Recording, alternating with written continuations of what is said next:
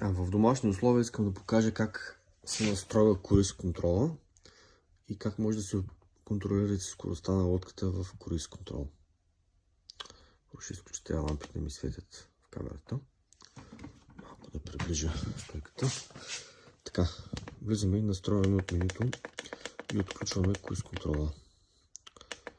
Опа, това е за промяна на ляв с десен джойстик. Сега, Power Free трябва да стане на Power Hold. Така, съгласяваме се нататък, за да може да излезем от менюто. И сега ни следва в червено тази иконка. Тя се активира след като натиснем бутона на сонара. Забележите как се променя иконката. В този момент, когато натиснем джойстика напред, включваме круиз контрола. В зависимост от силата, която натиснем контрола. Т.е. джойстика, ако бъде даден на максимум така, тя ще се движи с максимална скорост. Ако искаме да намалим скоростта, леко намаляме джойстика назад. Всъщност така го спира на чет.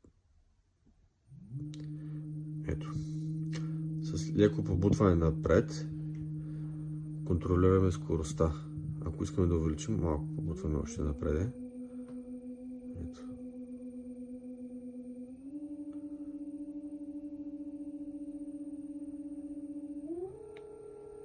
Може да върнем съответно с леко назад.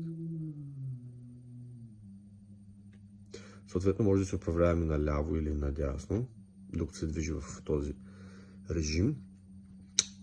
Съответно прекъсваме круиз контрола, след като дадем пълно назад. По този начин. Това е. Пробвайте и очаквам видео.